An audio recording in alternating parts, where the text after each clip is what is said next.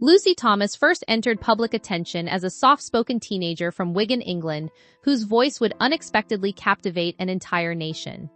At just 13, she stepped onto the stage of The Voice Kids UK in 2018, carrying little more than nervous composure and a quiet love for singing. What unfolded next became one of those rare television moments that felt larger than entertainment itself. When she began singing Moon River, the studio seemed to shift into silence.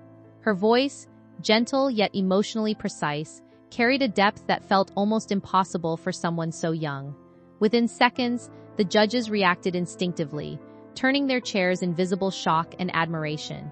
It was not simply technical skill that impressed them, but the emotional clarity in her tone, as though she understood the longing embedded in the song far beyond her years. The audience responded instantly, and clips of the performance spread rapidly online, drawing millions of viewers who described feeling goosebumps or even tears. Lucy's presence on stage felt unforced, almost natural, as if she was not performing for approval, but expressing something deeply internal. That first performance became a defining moment in the season and positioned her as one of the most talked-about young contestants in the show's history. Yet, beneath the sudden attention, she remained grounded, unaware that this single audition would shape a story that extended far beyond television and into a longer, more complex journey of fame, pressure, and self-discovery. The audition that changed everything. The audition stage of The Voice Kids UK often introduces talented children, but Lucy Thomas brought something that immediately felt different. Standing under bright studio lights, she appeared fragile and composed, almost blending into the silence before her performance began. Then came the opening notes of Moon River, and the atmosphere shifted completely. Her voice did not rely on power or theatrical exaggeration. Instead, it moved with a calm precision that made the room feel suspended in time. The judges, including figures like Pixie Lott and Danny Jones, reacted within moments, visibly stunned by the purity of her tone. Even those who did not turn their chairs acknowledged the extraordinary control and emotional depth she displayed. What made the moment memorable was not just vocal ability, but interpretation. Lucy delivered the song with a sense of understanding that felt unusually mature for her age. Every phrase seemed intentional, every pause meaningful. The audience's reaction built steadily into applause that felt both spontaneous and emotional. Within hours, the performance was circulating across platforms, gathering widespread admiration from viewers who had never seen her before. Many described it as one of those rare television auditions that felt authentic rather than manufactured. That single performance transformed her from an unknown schoolgirl into a national talking point and set the foundation for everything that followed in her early career, the competition journey and quiet determination. After her standout audition, Lucy Thomas progressed through the competition under the guidance of Danny Jones, who quickly recognized her calm discipline and emotional intelligence as a performer. Unlike many contestants who relied on dramatic vocal displays, Lucy consistently chose restraint, focusing on phrasing, tone, and emotional storytelling. During rehearsals, she was known for arriving prepared, listening carefully to feedback, and refining every detail of her performance. Her approach impressed both production staff and coaches, who often described her as unusually focused for her age. In the battle rounds, she expanded her versatility by performing songs like Bring Me to Life, adapting her soft vocal style to a more dynamic arrangement. Rather than forcing volume or intensity, she maintained emotional control, allowing contrast and subtlety to carry the performance. As she advanced to the semifinals, she continued to impress audiences with stripped-back interpretations, including her rendition of Wolves, which highlighted vulnerability rather than theatrical power. Despite strong performances, Lucy did not reach the final stage of the competition. Her elimination surprised many viewers, who had grown emotionally attached to her journey. However, her response backstage reflected maturity beyond her years. Rather than disappointment alone, she expressed gratitude and pride in her experience. This moment marked the end of her televised journey, but also the beginning of a more private and self-directed path in music. Returning home to sudden attention. When Lucy Thomas returned to Wigan after her television appearance, she entered a world that had changed overnight. She was no longer an ordinary schoolgirl but a recognizable young talent whose performance had circulated widely online. The attention was immediate and overwhelming.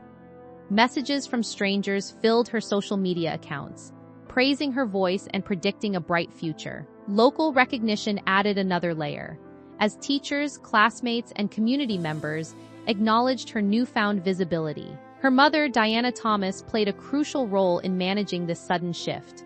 She carefully filtered media requests, protected Lucy from excessive exposure, and helped her maintain a sense of normalcy. Despite this, the emotional weight of public attention began to build.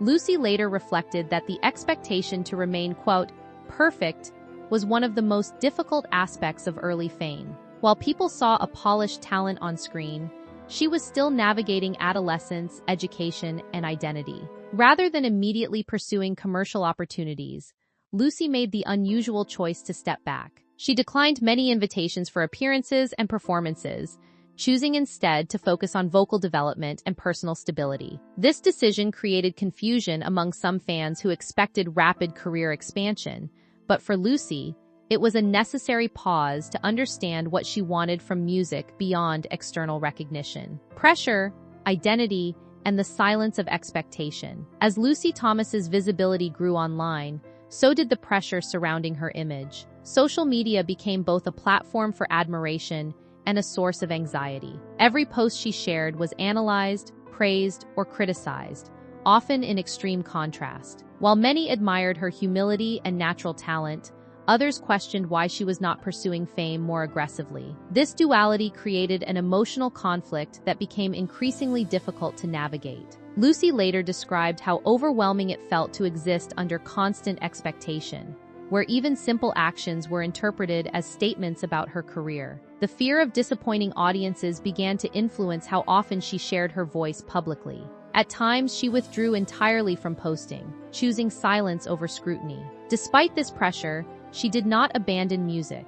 Instead, she turned inward, using writing as an emotional outlet. In private journals, she began composing lyrics that reflected themes of uncertainty, growth, and resilience. These writings were not intended for release but served as a way to process her experiences. Alongside this, her family provided grounding support, especially her sister Martha, whose presence helped restore a sense of normal life. Music became less about performance and more about personal understanding, marking a shift in how Lucy related to her own talent, rebuilding through music and family connection. During her time away from public performances, Lucy Thomas entered a period of quiet rebuilding. Rather than stepping further into the entertainment industry, she focused on strengthening her musical foundation. She studied vocal techniques, learned about music theory, and explored how professional recordings were constructed.